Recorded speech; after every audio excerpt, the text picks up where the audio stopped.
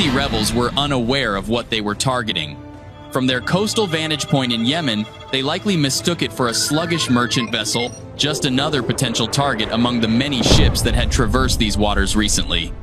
However, this vessel was different. It wasn't a defenseless cargo ship, and it certainly wasn't isolated. The signal on their radar screen was actually a combat-ready U.S. Navy-guided missile destroyer.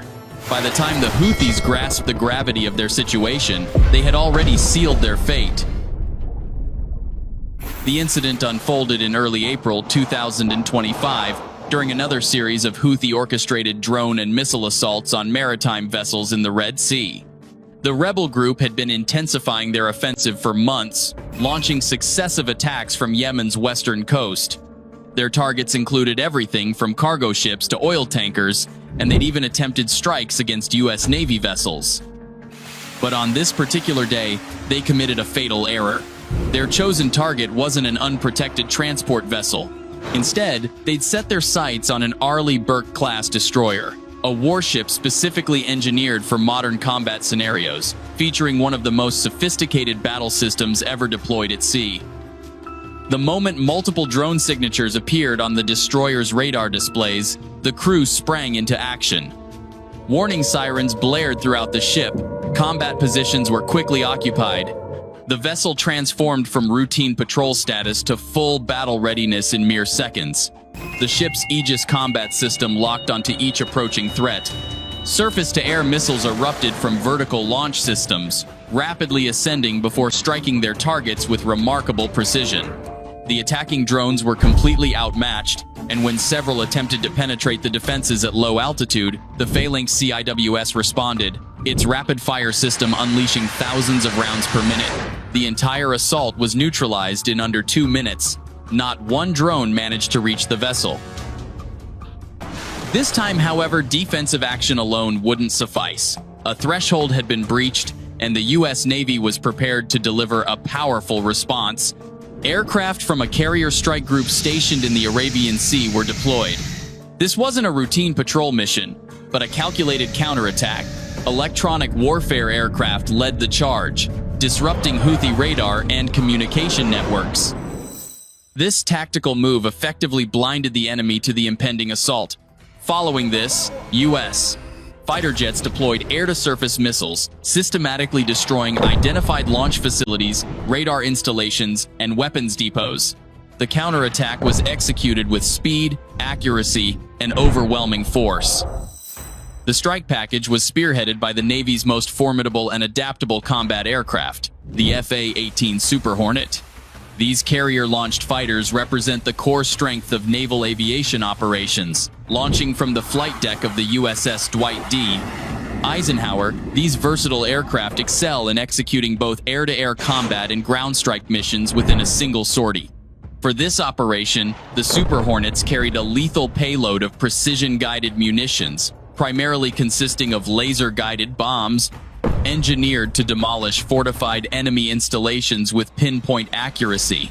Operating in perfect synchronization with EA-18G Growlers, which provided electronic warfare support by disrupting and neutralizing enemy air defense systems, the Hornets executed their approach at high speed and low altitude to maintain tactical surprise.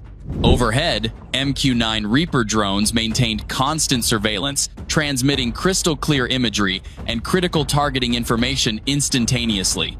Mission control centers aboard ships and ground stations maintained vigilant oversight throughout each phase of the operation. The effectiveness of the strikes was immediately evident through cascading secondary explosions. Ammunition storage facilities detonated, drone manufacturing facilities were decimated, and surveillance infrastructure crumbled. The strategic launch facility, which had posed a significant threat to Red Sea maritime traffic, was rendered completely inoperative. The F/A-18S completed their mission without sustaining any damage. The pressing question on many minds remains: what drives the Houthis' aggressive actions? What motivates their persistent attacks on Red Sea vessels? The Houthi leadership's official stance is straightforward.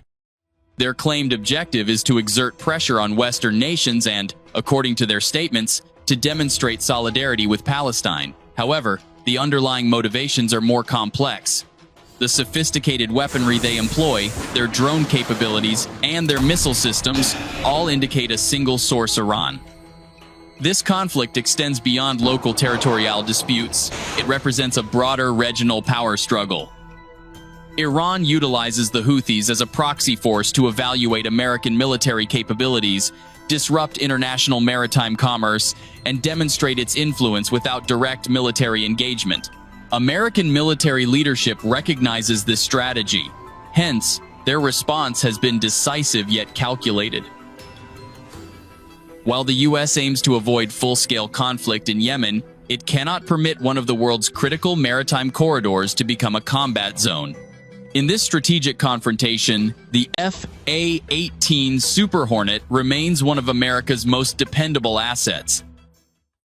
Swift, adaptable, and ruthlessly efficient. For crews aboard U.S. Navy destroyers, warfare isn't measured in headlines but in critical seconds.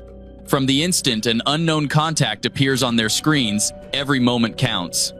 The crews aboard these warships execute their training with precision, making split-second assessments that could mean the difference between safety and catastrophe. On the USS Laboon, patrolling the turbulent Red Sea, these decisions unfold in real time. The sophisticated Aegis Combat System operates with machine-like efficiency, automatically acquiring targets, computing trajectories in milliseconds, and launching countermeasures before threats can close the distance. Whether facing individual drones or coordinated attacks, every response must be immediate, accurate, and definitive. This operational excellence goes beyond advanced technology. It's the product of rigorous training, unwavering discipline, and relentless vigilance in one of the world's most contested maritime zones. Vessels like the USS Carney, USS Gravely, and USS Laboon stand as frontline defenders in this evolving conflict. These aren't ordinary patrol vessels, but advanced destroyers equipped with state-of-the-art tracking systems, sophisticated guided missiles, and high-speed defensive weapons. Several have already neutralized more than 40 hostile drones and missiles since hostilities began. Their mission extends beyond merchant vessel escort. They're safeguarding global commerce and maintaining international maritime security. These destroyers operate in seamless coordination with naval aviation assets, including fighter squadrons deployed from regional aircraft carriers. The coordinated capabilities between surface vessels and airborne F/A-18s enable the Navy to counter threats within hours, sometimes minutes, of detection. This forward-deployed response force operates autonomously, prepared to engage immediately when threats materialize. The regional situation remains volatile. Houthi forces continue their aggressive campaign. Intelligence suggests more drone attacks are imminent, with additional missile launches likely. The Red Sea, historically vital for global commerce, has transformed into one of the world's most volatile and hazardous maritime corridors. However, the strategic landscape has shifted significantly. The United States has adopted a more proactive stance, delivering increasingly powerful, rapid, and precise counterstrikes. The strategic message is unambiguous: attacking U.S. naval assets will trigger immediate consequences. Whether through destroyer, launched missiles, or precision airstrikes from Super Hornets, the response will be swift and conclusive. Those who believed they could disrupt international maritime commerce without repercussions are now confronting the reality of their miscalculation. What are your thoughts on this retaliatory strategy? Will it effectively deter future attacks, or could it escalate tensions further? Is the current U.S. response sufficient, or should more decisive action be taken? Share your perspectives below. Thank you for watching. Stay vigilant, stay updated, and join us next time.